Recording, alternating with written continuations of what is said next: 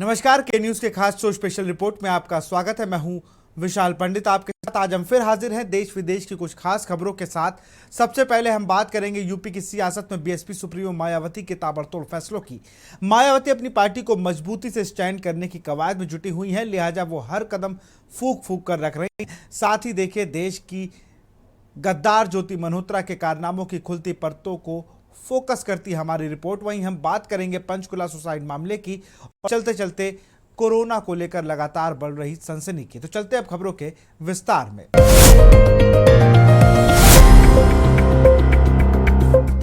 सियासी जमीन पर मायावती के स्टैंड आमतौर पर चौंकाने वाले होते हैं। मायावती इधर ताबड़तोड़ फैसले ले रही हैं। भतीजे आकाश आनंद को वो फिर से पार्टी में ऊंचे ओहदे पर लेकर आई हैं। वहीं मना करने के बावजूद बसपा में अंदर अंदर भविष्य के सहयोगी पर भी मंथन चल रहा है। इस रिपोर्ट को देखिए। बीएसपी को मजबूती से स्टैंड करने की कवायद। बसपा सुप्रीमो मायावती का राजनीतिक सफर जितना संघर्षमय है उतना ही दिलचस्प रहा है। मायावती जब चौथी बार उत्तर प्रदेश की मुख्यमंत्री बनी तो उन्होंने अपना 5 साल का कार्यकाल पूरा किया था। 1960 के बाद वो कार्यकाल पूरा करने वाली यूपी की पहली मुख्यमंत्री बनी थी। हालांकि सियासत में रुतबा बढ़ने के साथ साथ कई घोटालों में उनका नाम भी आया, जिससे उनकी इमेज प्रभावित हुई। इधर पिछले कई चुनावों में पार्टी की हार से उनकी साख कमजोर हुई है, लेकिन पार्टी को दोबारा से मजबूती से स्टैंड करने के लिए वे फिर से सक्रिय हैं। आपको बता दें कि मायावती पिछले कई सालों से राजनीति में हैं। आज भी उन्हें देश का सबसे बड़ा दल चेहरा कहा जाता है। बसपा एक राष्ट्रीय पार्टी है, लेकिन पिछले कुछ सालों में लगातार पार्टी का जनाधार गिरता जा रहा है। जानकार कहते हैं कि मायावती की सक्रिय राजनीति से अनुपस्थिति उनका एक बड़ा कारण है। मौजूदा समय में यूपी में बसपा का एक विधायक है। बता दें कि यह वह पार्टी है जिसे साल 2007 में देश के सबसे बड़े राज्य में सरकार बनाई गई थी। उत्तर प्रदेश की 4 बार की मुख्यमंत्री मायावती ने अपना उत्तराधिकारी का भी ऐलान कर दिया है। अपने भतीजे आकाश आनंद को उन्होंने पार्टी का उत्तराधिकारी बनाया है, लेकिन सच्चाई ये है कि बसपा का मतलब आज भी लोग मायावती ही समझते हैं। दलित राजनीति मायावती के इर्द गिर्द। देश में दलित राजनीति काफी हद तक मायावती के इर्द गिर्द ही घूमती है। ये अलग बात है कि हाल के वर्षों में दलित समुदाय उनको लेकर कुछ ठोस राय नहीं बना पा रहा है।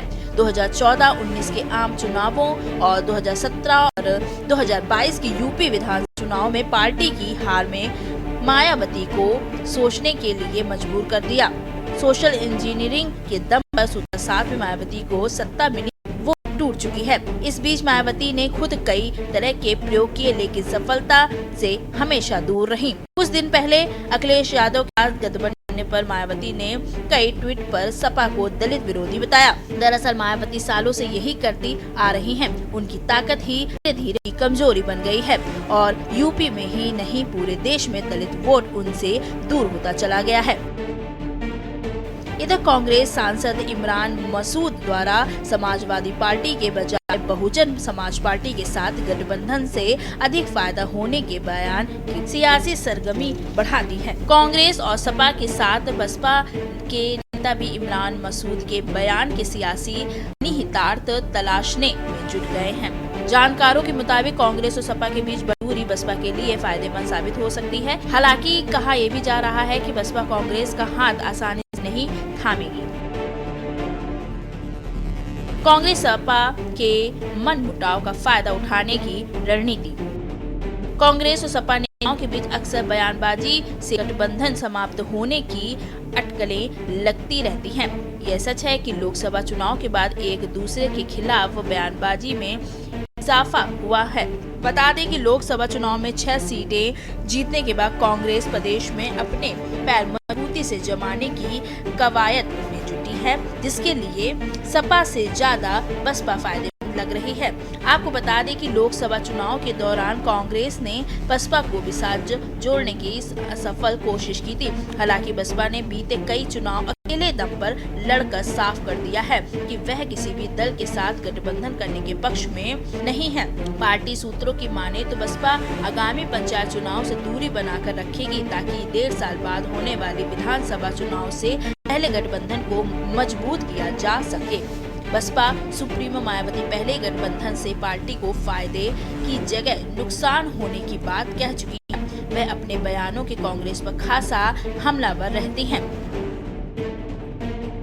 आपको बता दें कि मायावती अक्सर सपा कांग्रेस पर हमलावर रहती हैं। उनके बयानों में कांग्रेस पार्टी से नाराजगी भी साफ देखी जा सकती है।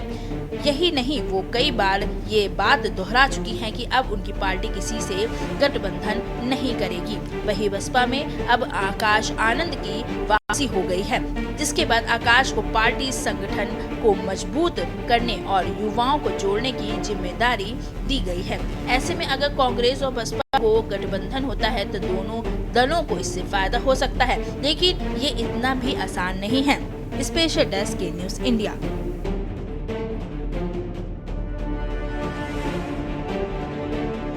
देश की गद्दार ज्योति मल्होत्रा के कारनामों की लगातार परतें खुलती जा रही हैं। ज्योति मल्होत्रा के एक वीडियो को लेकर सनसनी बच गई है। इस वीडियो में वह पाकिस्तान में कड़े सुरक्षा पहरे में नजर आ रही है। इस रिपोर्ट को देखिए। देश की गद्दार और हरियाणा की यूट्यूबर ज्योति मल्होत्रा का एक नया वीडियो तेजी से वायरल हो रहा है। इस वीडियो में वो पाकिस्तान में सुरक्षा कर्मियों के बीच घिरी हुई हैं। एक वीडियो से इसकी पोल खुली है। इसमें वो लाहौर के अनारकली बाजार में घूमते समय AK-47 राइफल से लैस सुरक्षा कर्मियों से घिरी नजर आ रही हैं। खबरें हैं कि इस दौरान स्कॉटलैंड के एक यूट्यूबर भी पाकिस्तान में ही थे। सुरक्षा कर्मियों के बीच घिरा देखकर पूछा कि इतनी सुरक्षा की जरूरत क्यों पड़ी। इस वीडियो को लेकर सवाल उठ रहे हैं कि जब स्कॉटलैंड का यूट्यूबर अकेले घूम रहे थे तो ज्योति मल्होत्रा के साथ इतनी सुरक्षा क्यों थी? वो कौन लोग थे जो ज्योति के साथ घूम रहे थे? बंदूकधारी वर्दी में नहीं थे। हालांकि वो सादे कपड़ों में सुरक्षा हो सकते हैं। ये वीडियो शक को और बढ़ा रहा है कि ज्योति मल्होत्रा को पाकिस्तान में इतना VIP ट्रीटमेंट क्यों दिया गया। खबरों के मुताबिक वो वहां हाई प्रोफाइल पार्टियों में शामिल हुई, जहां वो कथित तौर पर पाकिस्तान के सुरक्षा और खुफिया अधिकारियों से मिली। पुलिस का कहना है कि वो भारत लौटने के बाद भी उनके संपर्क में रही। वहीं आपको बता दें कि पुलिस अभी ज्योति डिजिटल उपकरणों की जांच कर रही है ताकि ये पता लगाया जा सके कि उसने पाकिस्तान को क्या क्या जानकारी दी। इसके अलावा ज्योति की वित्तीय स्थिति भी जांच के दायरे में है। पुलिस ने पाया है कि उसकी जीवन शैली उसकी आमदनी से मेल नहीं खाती है। वो हमेशा फर्स्ट क्लास में सफर करती थी, महंगे होटल्स में ठहरती थी और लग्जरी रेस्तरां में खाना खाती थी। बता दें कि जांच अधिकारी ने अदालत को बताया कि ज्योति के लैपटॉप और मोबाइल से 12 TB डेटा मिला है। इसकी विस्तृत जांच में समय लगेगा, इसलिए फिलहाल ज्योति को न्यायिक हिरासत में भेजा गया है। अदालत ने दूसरे पक्ष से कुछ नहीं पूछा। सुनवाई के दौरान ज्योति भी कुछ नहीं बोली, न ही उसकी पैरवी कर रहे जिला विधिक सेवा प्राधिकरण के वकीलों ने कोई तर्क दिया। इधर ज्योति मल्होत्रा के बैंक खातों की डिटेल भी पुलिस ने जुटा ली है। के अलावा उसके पता और ताऊ के बैंक खातों की डिटेल भी हासिल की है। ज्योति के PNB खाते से कोई बड़ी ट्रांजैक्शन नहीं मिली। जानकारी की माने तो ज्योति ने साल 2011 से 12 में पंजाब नेशनल बैंक की शाखा में खाता खुलवाया था। स्पेशल डेस्क के न्यूज़ इंडिया। यहाँ रुकते एक छोटे से ब्रेक के लिए।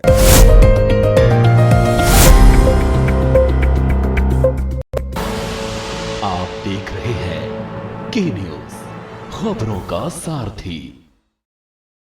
बिबल में गुलिस्तां की ये कुछ लजीज फरिश्ते जो साथ घुले तो जी ललचाए और दिल कहे कि स्वाद की इस जुबान में खुद को ऐसा डुबाऊं कि निकल ना पाऊं। बिमल की जुबान कुछ है ही ऐसी, मानते हैं ना? बिमल, बोलो जुबान केसरी। गोल्डी मसाले के 100 ग्राम के स्पेशल पैक्स में फ्रेशनेस लॉक है। ऐसे मसाले हमेशा ताजा रहेंगे। Just like me, touch wood, God bless me. Goldiee मसाले, जहां जाएं रिश्ते बनाएं। आप देख रहे हैं के न्यूज़, खबरों का सारथी।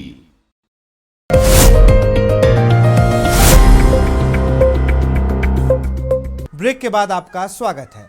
हरियाणा के पंचकुला से रोंगटे खड़े करने वाला मामला सामने आया है। शहर के सेक्टर 27 में एक दिल दहला देने वाली घटना सामने आई। कर्ज के बोझ तले एक परिवार के 7 लोगों ने जहर खाकर आत्महत्या कर ली। मरने वालों में 2 दंपत्ति, 3 मासूम बच्चे और एक ही परिवार के बुजुर्ग सदस्य शामिल है। इस रिपोर्ट को देखिए। पंचकुला सुसाइड का मामला। 7 लोगों ने दी जान, उन्होंने सुसाइड कर अपनी जान दी थी। प्रवीण 8 साल पहले अपने परिवार के साथ देहरादून में रहते थे। देहरादून में मित्तल पति और 3 साल थे। रन परिवार था, हालांकि वो परेशानी में रहते थे। टीवी में देखा है और सुन के और हमने आंखों से देख के हमें बड़ा दुख हुआ। क्यों? ये सभ्य आदमी थे, किसी से कोई लड़ाई झगड़ा नहीं है, कोई कुछ नहीं है, सबसे दुआ सलाम करते थे, टाइम से आते थे, टाइम पे अपने घर में रहते थे और अपने जो है सुखी परिवार था। अभी ये पता नहीं है कि इन्होंने किस घटना से इन्होंने ये आत्महत्या करी है, इसके बारे में तो हमें पता नहीं कि हमने आंखों तो हमें सूचना मिली कि 6 व्यक्ति यहाँ लाए गए हैं ओजस हॉस्पिटल में, और फिर जब यहाँ पहुँचे तो ये भी पता लगा कि उनकी मृत्यु हो गई है, और एक व्यक्ति जो सेक्टर 6 सिविल अस्पताल ले गए थे जिनको उनकी भी मृत्यु हो गई है। तो इस मैटर में जो हमें प्रथम दृष्टया लग रहा है कि ये आत्महत्या का मैटर है ना, सुसाइड का मैटर है प्राइमा फेसी, तो फिर भी सीन ऑफ क्राइम टीम मौके पे पहुंच चुकी है, इन्वेस्टिगेटिंग ऑफिसर्स मौके पे पहुंच चुके हैं। हम सारे साइंटिफिक एविडेंस कलेक्ट करेंगे और इस मैटर को प्रॉपरली एनालाइज करेंगे, बट प्राइमा फेसी हम ये सुसाइड मैटर जो 6 लोगों ने जहर खाया, मैं उससे कौन कौन लोग हैं वो? ये पूरे परिवार के लोग हैं। पहचान हो पाई मैम इनकी? हाँ जी, हमें पता है, अभी तो हम आइडेंटिटी डिस्क्लोज नहीं करना चाहेंगे, बट इनका पहचान हो गई है वहीं प्रवीण मित्तल की एक अन्य पड़ोसी राजकुमारी नौटियाल के अनुसार ये परिवार काफी साधारण था। उनकी मां बीमार रहती थी। प्रवीण मित्तल का प्रेम विवाह हुआ था, जिनके बीच पड़ोसियों ने कभी कोई लड़ाई झगड़ा होते नहीं देखा, और बच्चे देहरादून के ब्लूमिंग बर्ड स्कूल में पढ़ते थे। ससुर की एक दुकान टपकेश्वर मंदिर के पास खुलवाई थी। ये परिवार लगभग 1 साल पहले अपने ससुर के साथ चंडीगढ़ शिफ्ट हो गया था। इससे पहले वो करीब 3 साल कोलागढ़ में रहे, उसके बाद चंडीगढ़ चले गए। इनका नाम दुर्विका और डरिशा था। 2 जुड़वा बहनें थी और एक उनका भाई था बड़ा, 3 साल पता नहीं कितना साल बड़ा था, बट उनका नाम हार्दिक था और ये यहीं पर रहते थे पहले। उसके बाद ये नींबू वाला वगैरह चले गए थे, एंड ये हमारे साथ पहले मिलने भी आ रखे थे 2-3 बार। ये खेलते थे आपके साथ? हाँ जी। कैसा मतलब बिहेवियर कैसा था? अच्छा था। अच्छा, और जो मम्मी पापा थे उनके मम्मी पापा से इतनी बात नहीं करते थे, पर कभी आपकी बात नहीं? उनकी मम्मी से हुई है। आप लोग ठीक? हाँ जी। यहाँ से कब गए वो लोग? 2023 जुलाई के मंथ में चले गए थे। वो हमारे पड़ोस में रहते थे किराए पे, और यहाँ 3 साल रहे होंगे, 3 साल वहाँ रह के चले गए थे वहाँ हरियाणा चंडीगढ़। तो मैंने नंबर था ही मेरे पे, मैंने फ़ोन करा, वो बिजी आता था, पर फ़ोन ही नहीं उठाया उन्होंने। परेशान होंगे तभी तो फ़ोन नहीं उठाया होगा उन्होंने। एनजीओ में थे उनके पति, और ससुर को दुकान खोल के दे रखी थी। बहू ने पेंशन भी बना के दी, माता पिता की, सास ससुर की पेंशन भी बनवाई बहू ने। यहाँ कितने टाइम रहे और कब? यहाँ तो 3 साल रहे हैं लगभग। फिर उसके बाद 3-4 साल रहे, 3 साल रहे होंगे वहाँ भी। यहाँ से गए हुए कितना समय हो गया? 5-6 साल हो गए समझो। 20-21 सन में गए होंगे मेरे ख्याल से। क्या उस बीच में कभी कोई लोग आते थे, कोई पैसा पूसा मांगने? ऐसे कभी सुना ही नहीं, ऐसी कोई बात ही नहीं हुई, कभी कोई बात नहीं सुनी हमने। बस यही कहा उसने कि किराया बढ़ा रहे थे, हमने इसलिए खाली करा। कितने लोग थे फैमिली में? 7 लोग। 2 माँ बाप होंगे और 2 बेटे बहू हो गए, फिर पोता 1, 2 पोतियाँ। क्या काम करते थे उसमें? एनजीओ बताया उन्होंने, एनजीओ ससुर को दुकान खोल के, मतलब अपने पिता को दुकान खोल के दे रखी थी टपकेश्वर पे, पूजा पाठ की किताबों की, फोटो की। और क्या जानकारी, जैसे आपने बताया कि वो यहाँ पे रहते थे, व्यवहार कैसा था या ठीक, अपने में मस्त है, अपने में रहते थे। वो ये नहीं था कि यहाँ बैठ वहाँ बैठ, ऐसा नहीं था उनका। अपने का फुर्सत ही नहीं थी उस लेडीज को। रहने वाले कहाँ के थे? हरियाणा बताती थी, भाषा से भी हरियाणा में ही लगते थे। मेरा माँ से भी नहीं मिली, मरते समय कोरोना था, माँ के पास तो कह रही मेरी मम्मी आती भी तो फिर मेरे सास सोचते थे कोई लड़की क्या का खा रहे, मानते हैं ना, परहेज मानते हैं थोड़ा। हाँ, लव मैरिज हो गया, बता रही थी लव मैरिज।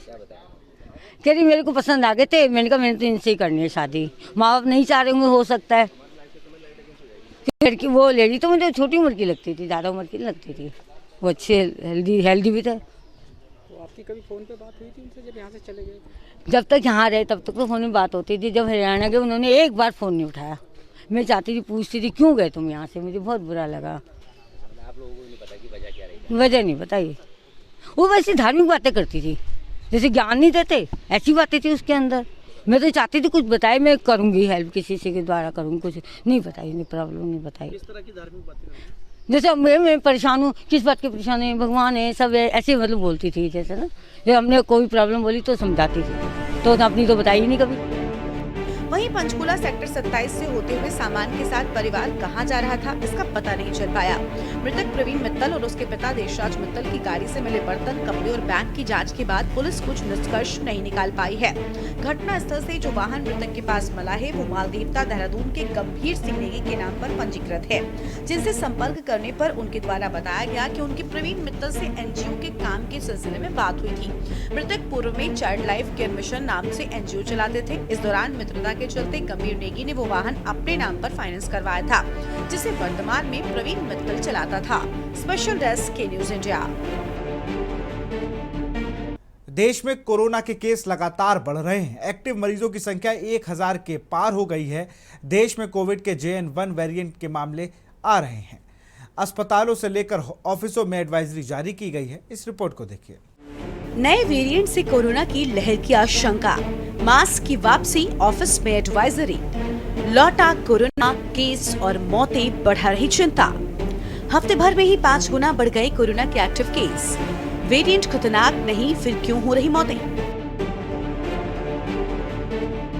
इन दिनों मास्क की वापसी हो रही है और अस्पतालों से लेकर दफ्तरों तक में कोविड को लेकर एडवाइजरी जारी कर दी गई है। कोविड के बढ़ते मामलों के चलते ऐसा हो रहा है। देश में दिल्ली, केरल और महाराष्ट्र जैसे राज्यों में वायरस के मामलों में अचानक से तेजी आई है। इससे लोगों में फिर से कोविड को लेकर डर बन गया है। कुछ निजी कंपनियों ने अपने कर्मचारियों को ऑफिस में मास्क पहनने और सोशल डिस्टेंसिंग बरतने की सलाह दी है। देखिए, अभी तक 4 मरीजों की रिपोर्टिंग है। 4 मरीजों में से 3 मरीज पहले से ठीक हो चुके हैं और कोरोना की टेस्टिंग के लिए हमारे पास सुविधाएं हैं। जिस भी मरीज को खांसी, जुकाम, बुखार या नाक बहने की शिकायत है और उसको ऐसा लगता है कि उसको कोरोना की बीमारी है, तो वो टेस्ट करके ही पता चल सकता है कि कोरोना की बीमारी उसको है या नहीं है। सर, टेस्टिंग सेंटर कहाँ बनाया गया और क्या टेस्टिंग सेंटर बीके हॉस्पिटल की प्रेमिसेस में मलेरिया विभाग में बनाया गया है। वहाँ आकर के अपनी टेस्टिंग करवा सकते हैं और उसकी रिपोर्ट आपको आपके मोबाइल पे मिल जाएगी। वायरस के बढ़ते खतरे को देखते हुए सब किया जा रहा है। वहीं आंकड़ों पर गौर करें तो भारत में कोविड के सक्रिय केस मरीजों का आंकड़ा 1000 के पार चला गया। कई राज्यों में मामले बढ़ रहे हैं। स्वास्थ्य मंत्रालय और विशेषज्ञों ने लोगों को मास्क पहनने की सलाह दी है। कोविड के मामले बढ़ने के बाद अब लोगों में चिंता है। सवाल वही है कि क्या इस बार फिर से कोरोना एक बड़ा खतरा बन रहा है? बताते हैं कि अस्पतालों में कई ऐसे मरीज होते हैं जो गंभीर बीमारियों का शिकार होते हैं। कुछ मरीज वो होते हैं जिनकी स्थिति गंभीर होती है। कुछ मामलों में ये मरीज कोविड पॉजिटिव भी होते हैं। ऐसे में अगर इनकी मौत बीमारी से होती है तो भी गिनती कोविड मौत में मानी जाती है, लेकिन इसका मतलब ये नहीं होता कि डेथ कोरोना से हुई है। ये कोरोना का जो वायरस है, ये समय समय पर म्यूटेशन होता रहता है और समय समय पर नया वेरिएंट करके वो आता है। अब कुछ केसेस कुछ स्टेट में कोरोना के मिले हैं। उत्तराखंड में गवर्नमेंट के द्वारा, स्वास्थ्य विभाग के द्वारा SOP लागू की गई है, जो SOP पूर्व में भी लागू की गई थी। उस SOP के अनुसार हमने सभी जिला चिकित्सालय, सभी SDH, CSC और PSC लेवल तक सभी को लेटर के माध्यम से इंफॉर्मेशन दे दी है। मौत का कारण पुरानी बीमारी होती है, ऐसे में घबराने की जरूरत नहीं है। लेकिन फिलहाल जरूरी है कि कोरोना के नए वेरिएंट पर नजर रखें। इसके लक्षणों पर भी अगर लक्षण हल्के ही हैं तो कोरोना से कोई खतरा नहीं होगा। जिन लोगों की इम्यूनिटी कमजोर है, बुजुर्ग और गर्भवती महिलाओं को खास ध्यान रखने की जरूरत है। ये लोग मास्क लगाकर बाहर जाएं और भीड़ वाले इलाकों से बचें। अगर घर में किसी को फ्लू के लक्षण है तो उसके संपर्क में न आए। कोविड के लक्षण दिखने पर जांच जरूर कराएं। स्पेशल डेस्क के न्यूज इंडिया। तो फिलहाल स्पेशल रिपोर्ट में इतना ही। देखते रहिए के न्यूज इंडिया। नमस्कार।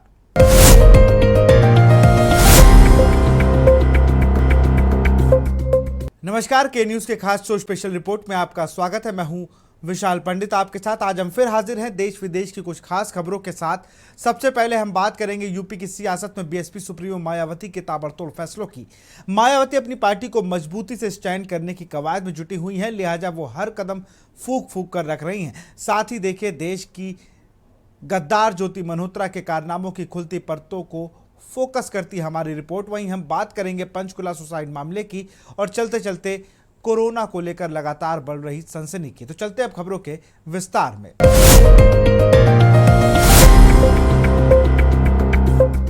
सियासी जमीन पर मायावती के स्टैंड आमतौर पर चौंकाने वाले होते हैं। मायावती इधर ताबड़तोड़ फैसले ले रही हैं। भतीजे आकाश आनंद को वो फिर से पार्टी में ऊंचे ओहदे पर लेकर आई हैं। वहीं मना करने के बावजूद बसपा में अंदर अंदर भविष्य के सहयोगी पर भी मंथन चल रहा है। इस रिपोर्ट को देखिए।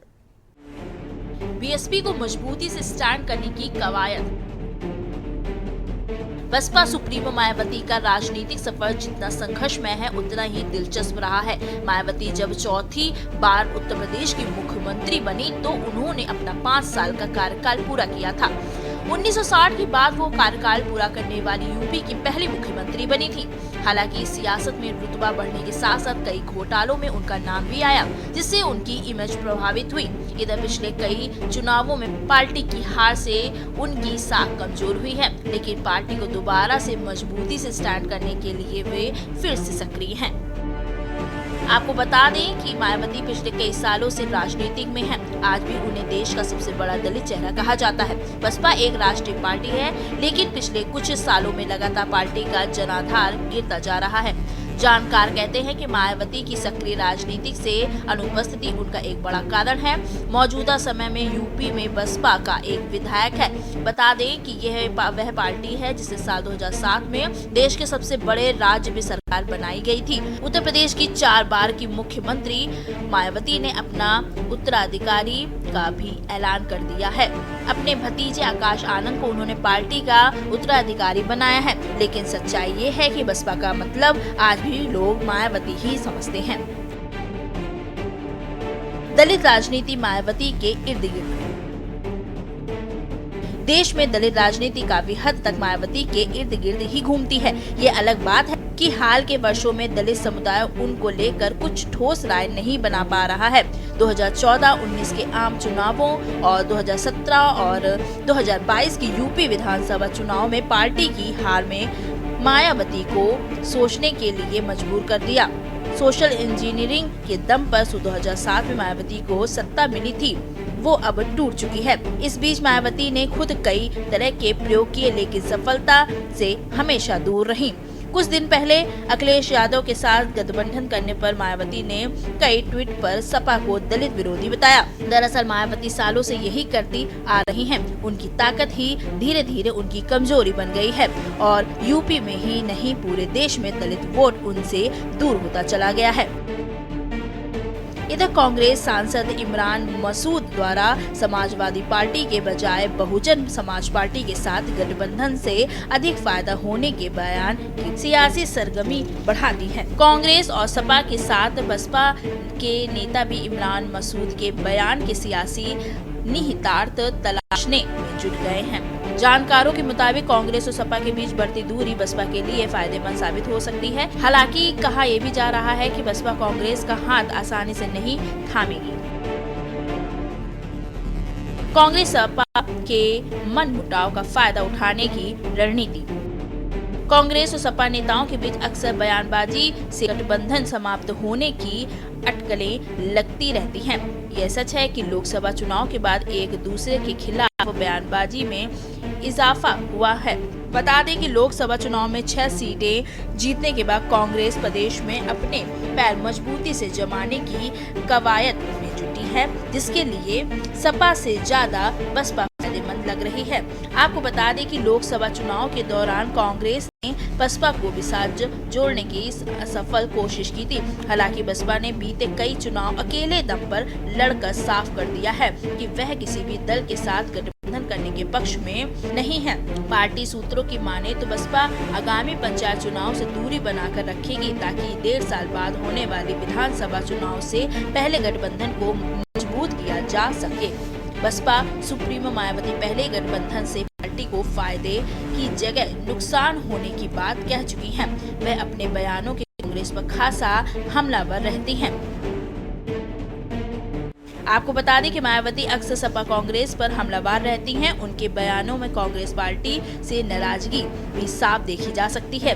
यही नहीं, वो कई बार ये बात दोहरा चुकी हैं कि अब उनकी पार्टी किसी से गठबंधन नहीं करेगी। वहीं बसपा में अब आकाश आनंद की वापसी हो गई है, जिसके बाद आकाश को पार्टी संगठन को मजबूत करने और युवाओं को जोड़ने की जिम्मेदारी दी गई है। ऐसे में अगर कांग्रेस और बसपा को गठबंधन होता है तो दोनों दलों को इससे फायदा हो सकता है, लेकिन ये इतना भी आसान नहीं है। स्पेशल डेस्क के न्यूज़ इंडिया।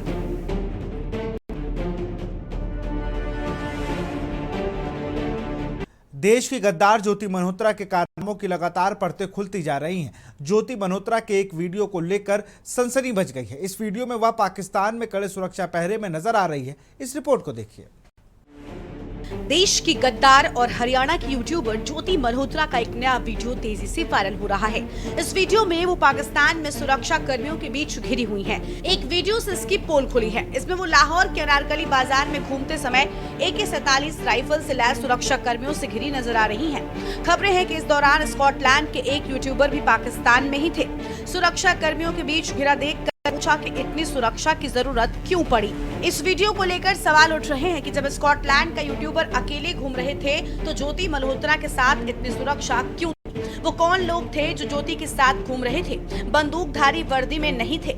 हालांकि वो सादे कपड़ों में सुरक्षा हो सकते हैं। ये वीडियो शक को और बढ़ा रहा है कि ज्योति मल्होत्रा को पाकिस्तान में इतना VIP ट्रीटमेंट क्यों दिया गया।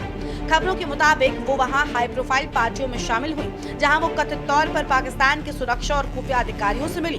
पुलिस का कहना है कि वो भारत लौटने के बाद भी उनके संपर्क में रही। वहीं आपको बता दें कि पुलिस अभी ज्योति डिजिटल उपकरणों की जांच कर रही है, ताकि ये पता लगाया जा सके कि उसने पाकिस्तान को क्या क्या जानकारी दी।